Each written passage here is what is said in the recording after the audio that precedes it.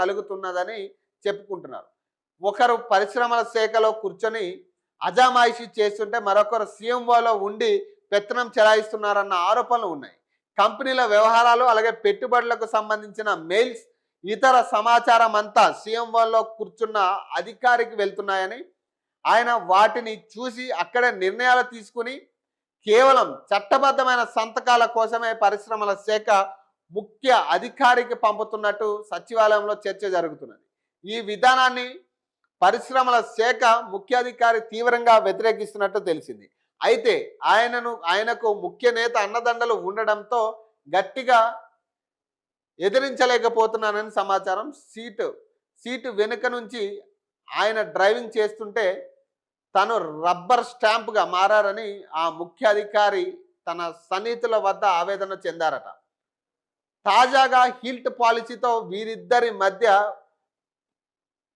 పచ్చన యుద్ధం ముగిసి నేరుగా తలపడి ఒకరిపై ఒకరు తీవ్ర ఆరోపణలు చేసుకునే స్థాయికి చేరిందని చెప్పుకుంటున్నారు. ఇక్కడ విషయం ఏంటంటే, రాజకీయ నాయకులు అందరూ బాగుంటారు, మినిస్టర్లు బాగుంటారు, ముఖ్యమంత్రులు బాగుంటారు, వాళ్ళు సంపాదించుకుంటారు, వాళ్ళు వెళ్తారు. ఈ 5 లక్షల భూ స్కామ్ 5 లక్షల కోట్ల భూ స్కామ్కి సంబంధించి మంత్రులు సంపాదించుకుందామని ప్రిపేర్ అయ్యారు, ఎమ్మెల్యేలు సంపాదించుకుందామని ప్రిపేర్ అయ్యారు, ఆఖరికి ముఖ్యమంత్రితో సహా ఇందులో వాటా సంపాదించాలని ప్లాన్ చేశారు. ఎందుకు ఇంత ఖరాఖండిగా చెప్తున్నా అంటే, సరే ఇది తప్పే అనుకుందాం కాసేపు, మరి ఎందుకు ఆ కాంగ్రెస్ మంత్రులకి ఇంత హడావడి, ఇంత భయం దేనికి? సరే అది తప్పు అయితే ఏముంది, ఇప్పుడు ప్రజలు డిసైడ్ చేయాలి ఏదైనా కానీ. అది తప్ప ఒప్ప అనేది పక్కన పెడితే మనం చేసేది తప్పు అయితే ఖచ్చితంగా ప్రజలు కూడా తప్పు పడతారు. మరి మీరు దేనికి అంత భయపడుతున్నారు? మొన్నటికి మొన్న ఎవరు ఈ లీకులన్నీ ఎవరిస్తున్నారంటే అది నిజమనే కదా. ఇప్పుడు కేటీఆర్కి ఈ ఆధారాలన్నీ ఎవరిచ్చారని పాపం చాలామంది అధికారుల మీద చర్యలు తీసుకోవడానికి ముందుకొచ్చారు చాలామంది.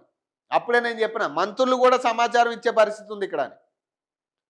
ఓన్లీ అధికారుల మీద మీ దృష్టి పెట్టగానే మంత్రులు కూడా ఇందులో ఇన్వాల్వ్ అయి ఉండొచ్చు అని నేను చెప్తున్నా. ఎందుకు ఇంత భయం మీకు? సరే అక్కడ ఏం లేకపోతే సో చెప్పండి, బయటకు చెప్పండి, ఏం చేయట్లేదని చెప్పండి.